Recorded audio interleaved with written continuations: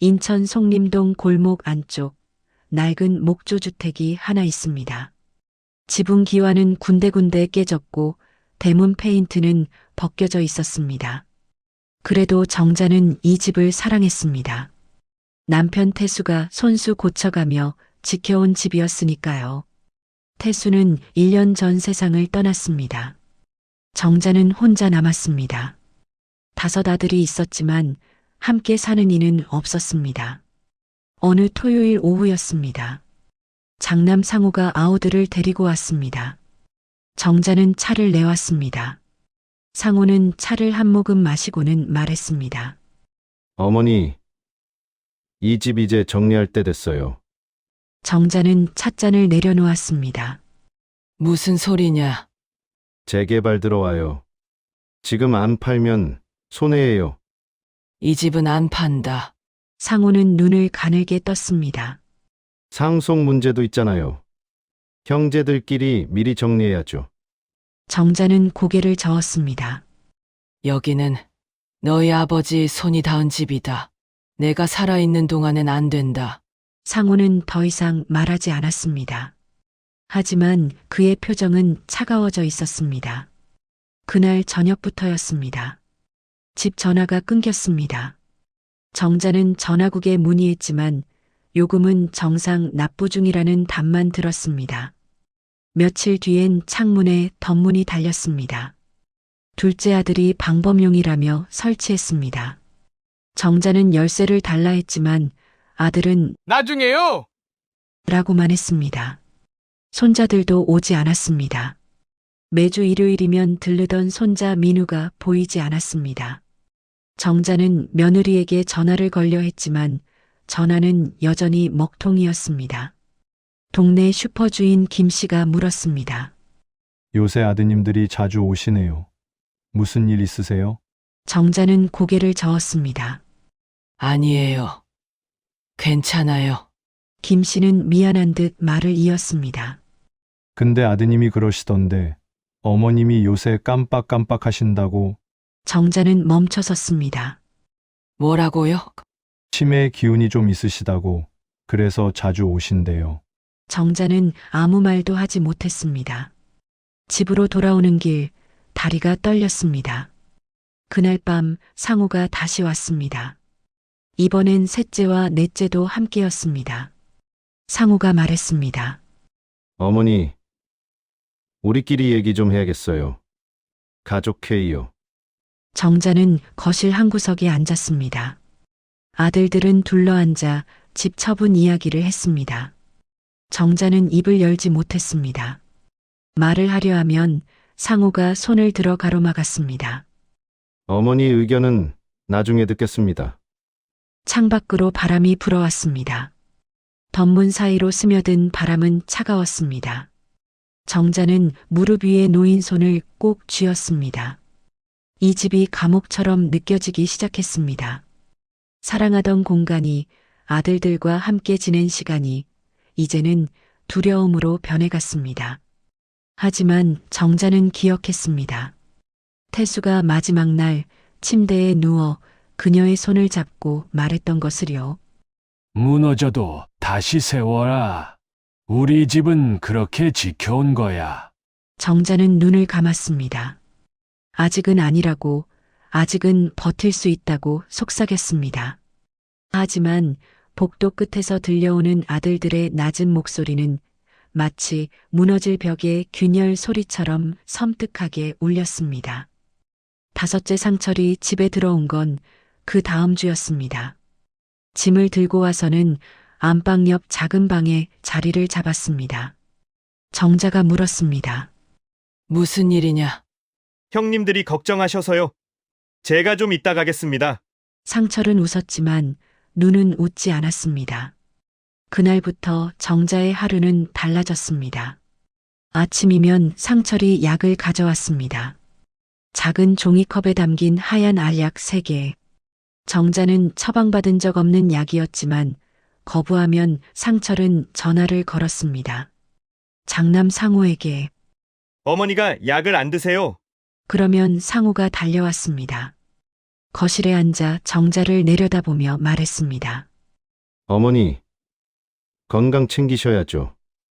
우리가 얼마나 걱정하는데요. 목소리는 부드러웠지만 시선은 차가웠습니다. 정자는 약을 먹었습니다. 입안에서 쓴맛이 번졌습니다. 문은 항상 잠겨 있었습니다. 정자가 밖에 나가려 하면 상철이 막아섰습니다. 어디 가세요? 슈퍼 좀 가려고.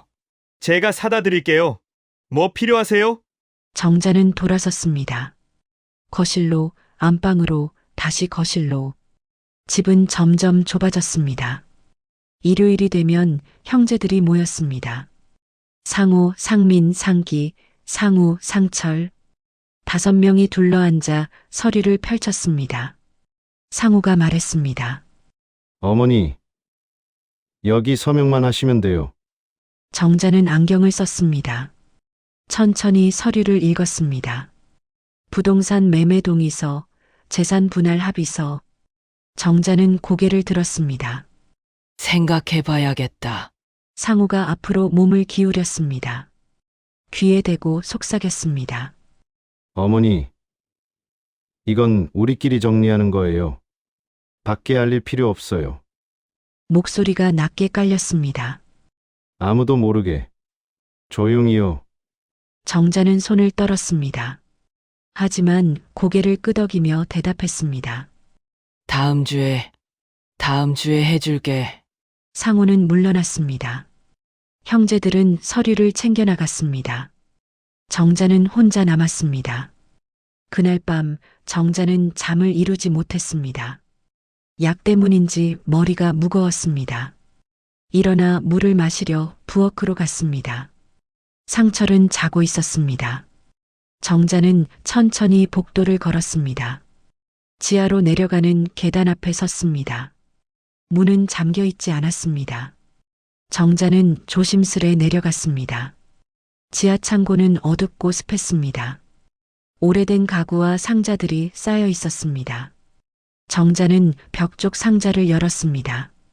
낡은 사진들이 나왔습니다. 아들들의 어린 시절, 태수와 함께 찍은 가족 사진, 그리고 맨 밑에 막내딸 지원의 사진이 있었습니다. 정자는 사진을 집어들었습니다.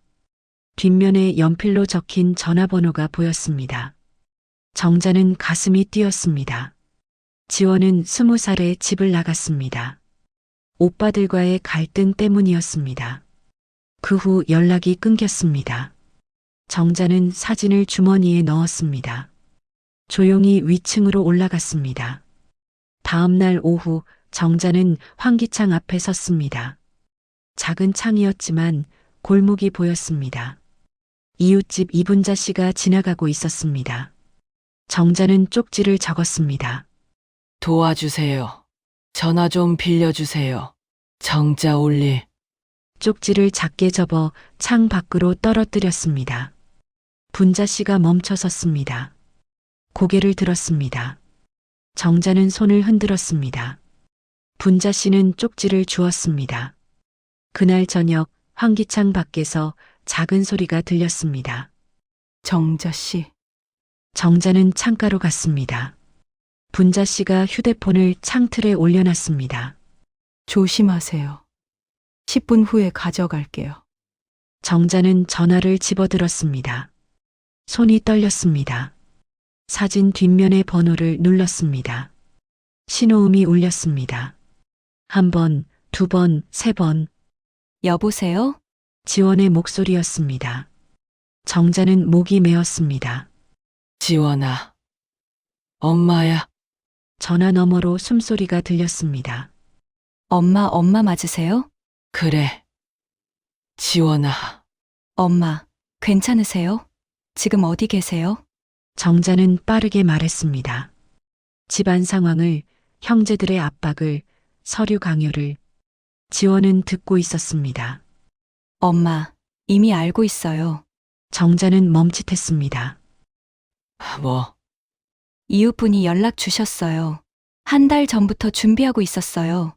경찰이랑 노인보호기관이랑요. 정자는 눈물이 났습니다. 지원아. 엄마, 이번 일요일 오빠들이 모이면 신호를 줘야 해요. 무슨 신호? 창문에 빨간 천을 걸어 두세요. 그럼 우리가 들어갈 거예요. 정자는 고개를 끄덕였습니다. 알았다. 엄마, 조금만 참으세요. 이제 끝이에요. 통화는 끊겼습니다. 정자는 휴대폰을 창밖으로 내밀었습니다. 분자 씨가 조용히 가져갔습니다. 정자는 안방으로 돌아왔습니다. 이불 속에 누웠습니다. 가슴이 두근거렸습니다. 두려움이 아니었습니다. 희망이었습니다. 숨이 통한다면 아직 끝난 게 아니었습니다. 정자는 옷장 깊숙이 빨간 손수건을 꺼냈습니다. 태수가 결혼기념일에 준 것이었습니다. 일요일까지 나흘이 남았습니다. 정자는 눈을 감았습니다. 이번엔 기다리는 것이 두렵지 않았습니다. 오히려 계획을 세우는 자신을 느꼈습니다. 복도 끝에서 상철의 발소리가 들렸습니다. 정자는 손수건을 베개 밑에 숨겼습니다. 그리고 고요히 숨을 고르며 기다렸습니다. 일요일이 곧 올 것이었습니다. 일요일 오후였습니다. 시계는 4시를 가리키고 있었습니다. 정자는 거실 창가에 빨간 손수건을 걸어뒀습니다. 커튼이 살짝 가려 보이지 않을 정도였습니다. 초인종이 울렸습니다. 상철이 문을 열었습니다. 형제들이 들어왔습니다. 상호, 상민, 상기, 상우. 4명이 거실로 들어섰습니다. 정자는 소파에 앉아 있었습니다. 평소와 다름없는 모습이었습니다. 상우가 서류 가방을 탁자에 내려놓았습니다. 어머니, 오늘은 끝내야 됩니다. 목소리에 날이 서 있었습니다. 정자는 대답하지 않았습니다. 상민이 소파 팔걸이에 기댔습니다. 엄마, 우리가 몇 주째 기다렸어요. 이제 그만하세요. 형님 말씀 들으세요. 우리 다 힘들어요. 상기가 거들었습니다. 상우는 팔짱을 끼고 정자를 내려다봤습니다. 어머니, 혼자서는 못 사세요. 이미 다 아시잖아요. 정자는 손을 무릎 위에 모았습니다. 떨리지 않았습니다. 상우가 서류를 펼쳤습니다. 부동산 매매 동의서, 재산 분할 합의서, 빨간 테이프로 표시된 서명란이 눈에 들어왔습니다. 여기 그냥 이름만 쓰시면 돼요. 정자는 서류를 보지 않았습니다. 창밖을 바라봤습니다. 상우가 앞으로 몸을 숙였습니다. 귀에 대고 속삭였습니다. 어머니, 이 비밀은 정자가 말을 끊었습니다. 창문 좀 보지 그러냐. 상우가 멈칫했습니다. 뭐라고요? 정자는 천천히 고개를 돌렸습니다. 아들들을 차례로 바라봤습니다. 그리고 다시 말했습니다. 창문 좀 보라니까. 상민이 짜증스럽게 커튼을 젖혔습니다. 그 순간이었습니다. 창밖에 사람들이 서 있었습니다. 경찰 2명, 노인보호기관 직원 3명, 그리고 지원. 막내딸 지원이 창 너머로 정자를 바라보고 있었습니다. 상호의 얼굴이 굳었습니다. 저게 뭐야? 대문이 열렸습니다. 경찰이 먼저 들어왔습니다. 남자 경찰관이 배지를 보이며 말했습니다. 송림 파출소입니다. 노인학대 신고 접수로 출동했습니다. 상철이 문을 막으려 했지만 경찰은 이미 안으로 들어섰습니다. 뒤따라 기관 직원들이 들어왔습니다. 지원이 맨 마지막이었습니다.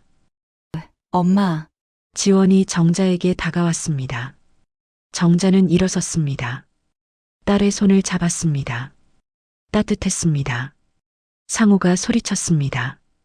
무슨 짓이야? 우리 가족 일인데.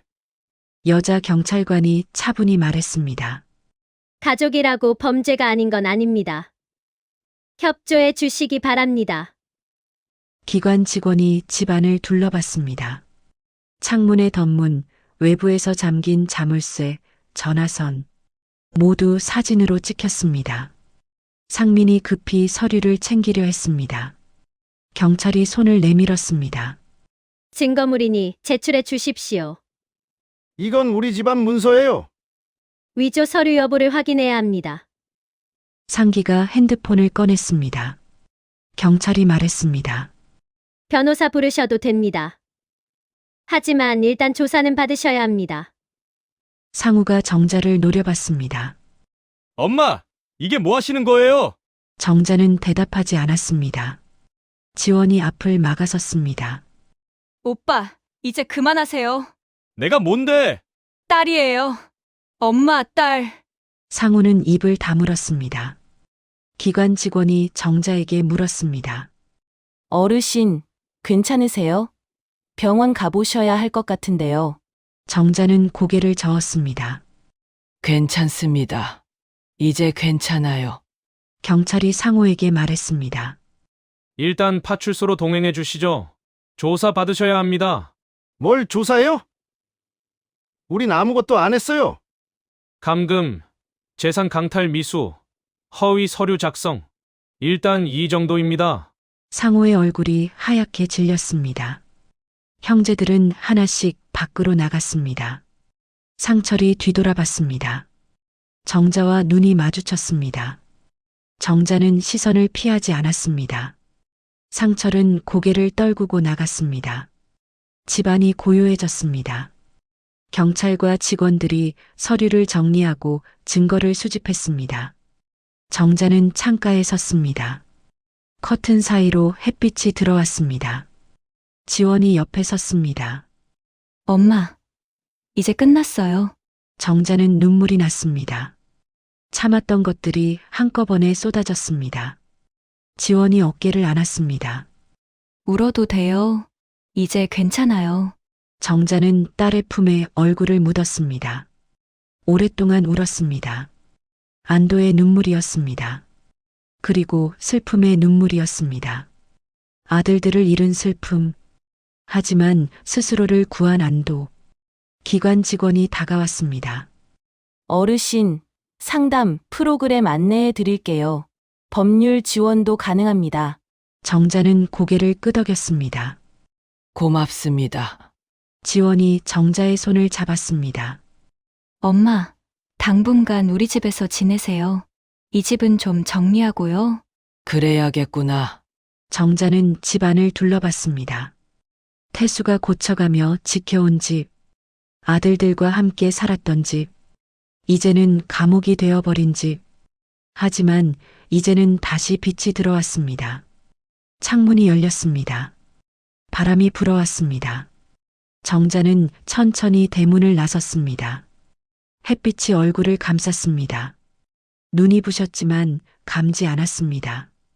골목 끝에서 이분자 씨가 손을 흔들었습니다. 정자는 손을 들어 답했습니다. 끝났습니다. 길고 긴 악몽이 끝났습니다. 하지만 정자는 알았습니다.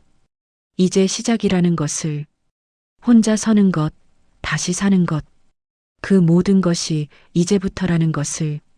지원이 팔짱을 끼웠습니다. 엄마, 가요? 정자는 고개를 끄덕였습니다. 그리고 한 걸음씩 앞으로 나아갔습니다. 뒤에서 대문이 닫혔습니다. 하지만 정자는 돌아보지 않았습니다. 앞만 보고 걸었습니다. 햇빛이 따뜻했습니다. 부산 기장군 바닷가 단층집이었습니다. 정자는 마루에 앉아 바다를 바라봤습니다. 파도 소리가 들렸습니다. 잔잔했습니다. 병원에서 석 달을 보냈습니다. 약물 검사, 심리 상담, 영양치료. 몸은 회복됐지만 마음은 천천히 따라왔습니다. 지원이 매일 찾아왔습니다. 함께 산책하고 차를 마시고 이야기했습니다.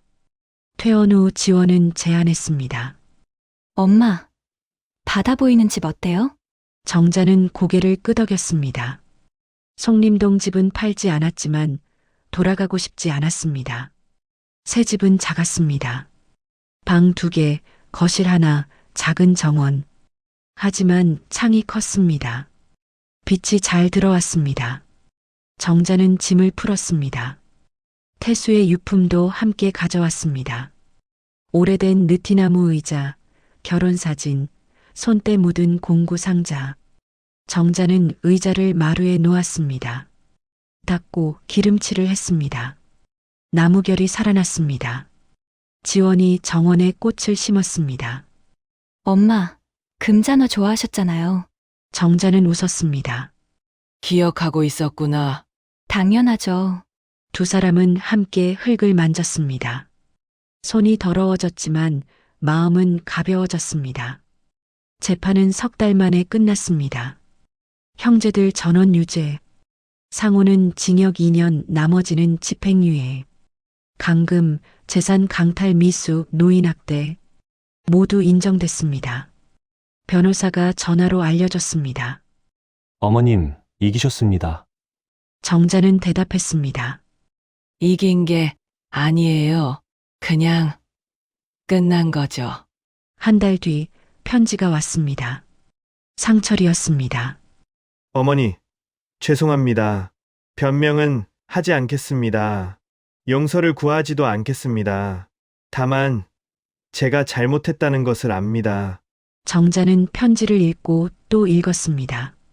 지원이 물었습니다. 답장 쓰실 거예요? 정자는 고개를 끄덕였습니다. 그래야지. 정자는 편지를 썼습니다. 상철아, 내가 미안하다고 해서, 내가 용서한다고 해서 모든 게 없던 일이 되는 건 아니다. 하지만 용서는 너를 위한 게 아니야. 나를 위한 거야. 내 짐을 내가 더 이상 지지 않겠다는 뜻이지. 건강하게 살아라. 엄마가. 편지를 붙이고 나서 정자는 한결 가벼워졌습니다. 어느 날 지역 노인센터에서 연락이 왔습니다. 학대 피해 노인들을 위한 모임을 만든다고 했습니다. 정자에게 첫 이야기를 부탁했습니다. 정자는 망설였습니다. 지원이 말했습니다. 엄마가 하고 싶은 대로 하세요. 안 해도 돼요. 정자는 생각했습니다. 그리고 전화를 걸었습니다. 하겠습니다. 첫 모임은 토요일 오후였습니다. 작은 방에 7명이 모였습니다. 나이는 60에서 80까지 모두 비슷한 이야기를 가진 사람들이었습니다. 정자는 앞에 섰습니다. 떨렸지만 시작했습니다. 저는 송정자입니다. 77살이에요. 목소리가 작았습니다. 하지만 계속 이어갔습니다. 제 아들들이 저를 가뒀습니다. 방 안이 조용했습니다. 정자는 천천히 이야기했습니다. 감금, 압박, 두려움, 그리고 창문, 딸, 구조. 이야기가 끝나자 한 할머니가 손을 들었습니다. 저도요. 저도 비슷했어요.